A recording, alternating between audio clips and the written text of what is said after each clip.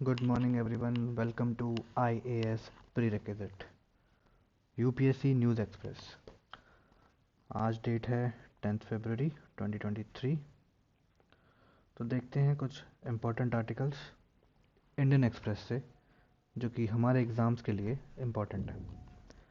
सबसे पहले page number 10 पे पार्लियामेंट के पर्सपेक्टिव से एक इम्पॉर्टेंट आर्टिकल है।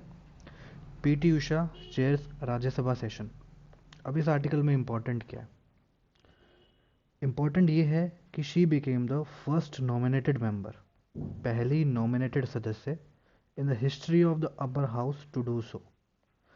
अब एज अ फैक्चुअल क्वेश्चन तो ये बस एक ध्यान करने के लिए है, लेकिन इस बार प्रेसिडेंट और वीपी के इलेक्शंस हुए, हमें नए प्रेसिडेंट और वीपी मिले।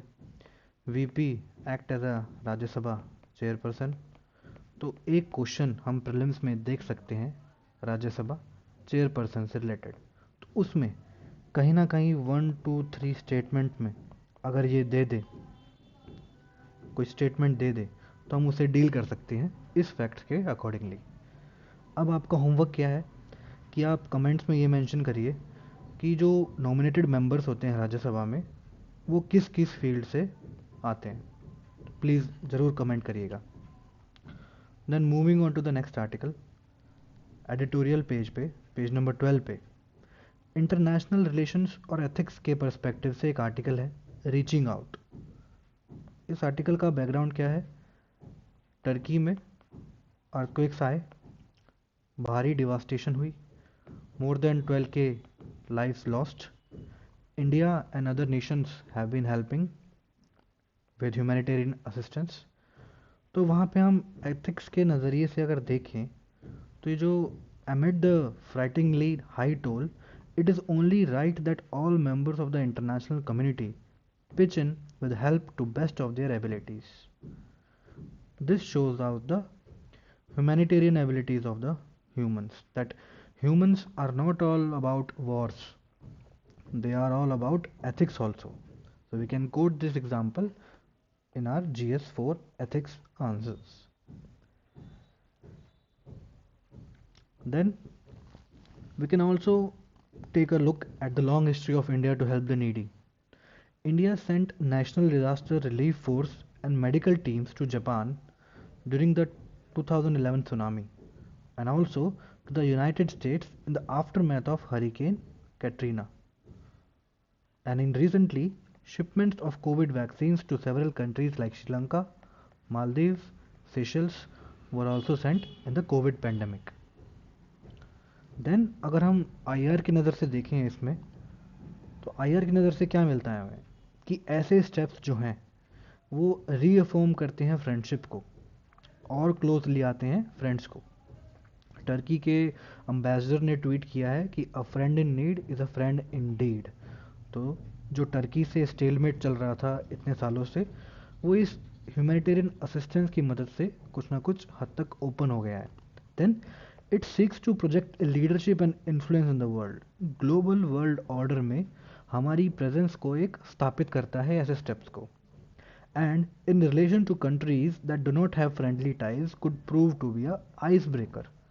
जिन कंट्रीज़ के आपस में संबंध अच्छे नहीं हैं, अगर वो कहते हैं ना कि सुख में सब साथ होते हैं, दुख में कोई कोई साथ होता है, तो अगर दुख में साथ होते हो तो आपके दुश्मन भी आपके दोस्त बन जाते हैं। लेकिन पाकिस्तान एक ऐसा देश है, अभी रिसेंटली वहाँ पे फ्लड्स आए थे तो इंडिया ने इस्लामाबाद को ऑफ़र किया था असिस्टेंस, लेकिन इस्लामाबाद ने उसके कोई रिस्पॉन्स नहीं दिया, तो पाकिस्तान का कुछ नहीं हो सकता है। Then we have a conclusion that could be included in our answers from this article. This highlights that a globalized world creates interdependencies in an unexpected ways and no country can isolate another without hurting itself. तो ये बहुत अच्छा, एक बहुत प्यारा conclusion मिल जाता है हमें आंसर्स लिखने के लिए। Okay, then moving on to the next article, page 16 पे टर्म्स इन न्यूज़ की पर्सपेक्टिव से एक इम्पॉर्टेंट आर्टिकल है, नॉर्ड स्ट्रीम। प्रीलिम्स में ज़्यादातर देखा जा सकता है, या फिर आईआर में हम देखें कोई क्वेश्चन आए अपना GS3 में, GS2 में एनर्जी के रिलेटेड, तो हम वहाँ पे इसको एज एन एग्जांपल कोट कर सकते हैं, या फिर नॉर्थ स्ट्रीम पूछ ले सिंपल, कि नॉर्थ स्ट्रीम जो है वो कौन सी सी, ओशियन, कहाँ पे है वो, प्रीलिम्स में ये पूछा जा सकता है। तो है क्या north stream? It is a network of under water gas pipelines in Europe. कहाँ है? यूरोप में। टू सप्लाई नेचुरल गैस कहाँ से कहाँ तक? रशिया से जर्मनी तक, थ्रू द बाल्टिक सी। अब आपका ये होमवर्क है, कमेंट पे मेंशन करिए कि कौन से नेशन सराउंड करते हैं बाल्टिक सी को। वेरी श्योर शॉर्ट प्रीलिम्स में आप ये क्वेश्चन देख सकते हैं। अब इसका सिग्निफिकेंस क्या है? नॉर्थ स्ट्रीम का सिग्निफिकेंस क्या है? It supplied around 40% of the European unions natural gas. 40% बहुत बड़ा एक मेजर अमाउंट होता है। रशिया यूक्रेन का वॉर ब्रेकआउट होने से पहले 40% ऑफ यूरोपियन यूनियंस का जो नेचुरल गैस का डिमांड है वो इस नॉर्थ स्ट्रीम के ज़रिए पूरा होता था।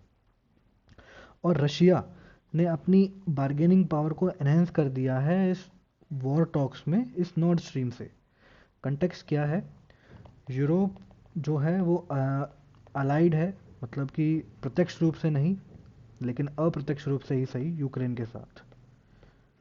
लेकिन अब रशिया जो है वो सप्लाई करता है 40% से भी ज़्यादा गैस सप्लाईज। तो रशिया के पास यहाँ एक बार्गेनिंग पावर मिल जाती है कि आप यूक्रेन का साथ ना दें, नहीं तो आपकी ये जो सारी गैस की व्यवस्था है ये रोक दी जाएगी। अब यूएस भी इस मामले से थोड़ा खुश था कि रशिया की जो लड़ाई चल रही है उससे यूरोप जो है वो डिपेंडेंस की हटेगी तो यूएस से वो डील करेगा। तो इसलिए अभी ऐसा एलर्ज किया गया कि नॉर्थ स्ट्रीम में जो होल्स हुए हैं सितंबर 2022 में, वो ऐसा एलर्ज किया गया है कि यूएस ने करवाए हैं ताकि इनकी जो सप्लाई है उसको ब्रेक करके यूरोप जो है वो गैस के लिए यूएस पे डिपेंड हो जाए। तो ये आज के कुछ हमारे आर्टिकल्स थे इंडियन एक्सप्रेस से, इम्पॉर्टेंट। तो पढ़ते रहिए, आगे बढ़ते रहिए, कमेंट में ज़रूर मेंशन करें कि आपको ये इनिशिएटिव कैसा लग रहा है। Thank you very much.